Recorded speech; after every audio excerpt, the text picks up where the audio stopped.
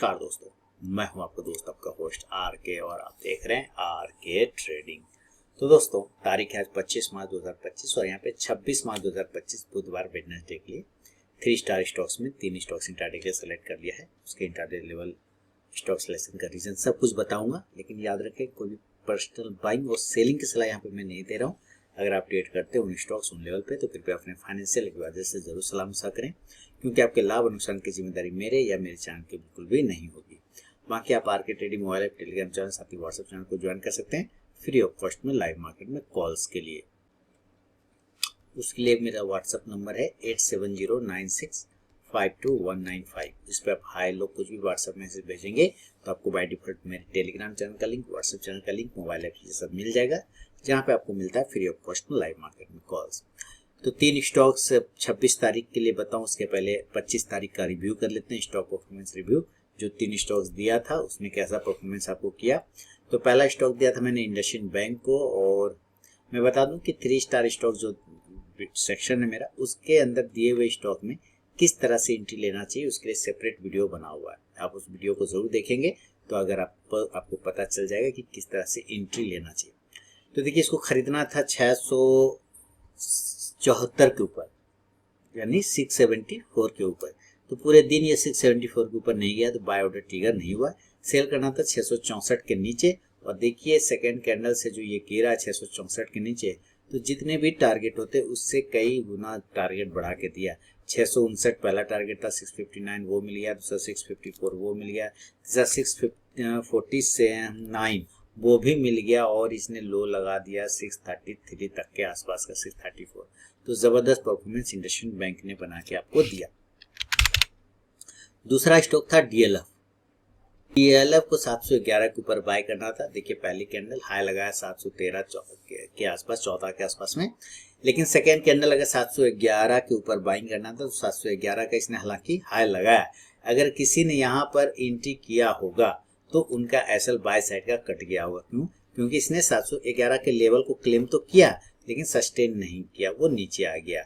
और से कोई व्यक्ति अगर सेल के लिए बैठा होगा तो सेल का लेवल था इसका 704 के नीचे, सेल बिलो 704, तो इसके नीचे बेचना था। और उस कंडीशन से अगर टारगेट देखा जाए तो सारे टारगेट नीचे के साइड के आपको मिले 699, दूसरा 694 और तीसरा टारगेट था 689।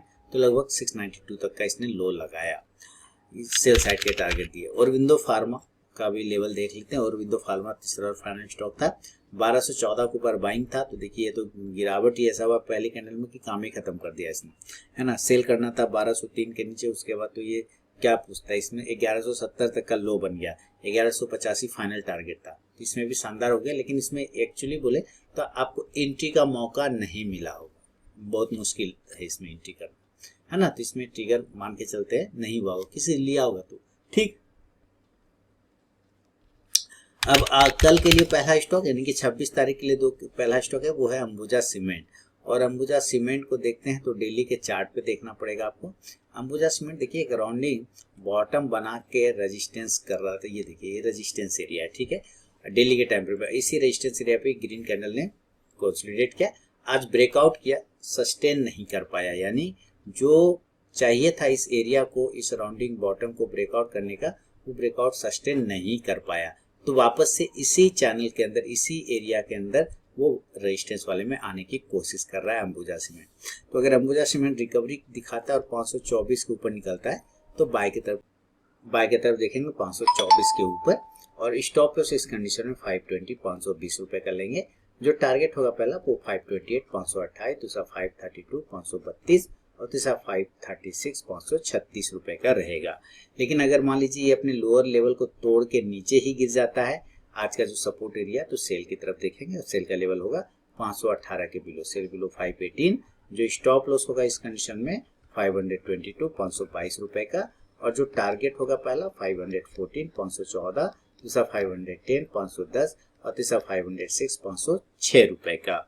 शुरू के 5 मिनट बिल्कुल भी आप ट्रेड को अवॉइड करके चलिए, उसके बाद ही अगर स्टॉक बाइंग या सेलिंग लेवल को एग्जीक्यूट करता है तो ट्रेड करें, अदरवाइज उस ट्रेड को आप अवॉइड कर दे। तो ये पहला स्टॉक हो गया अंबुजा सीमेंट।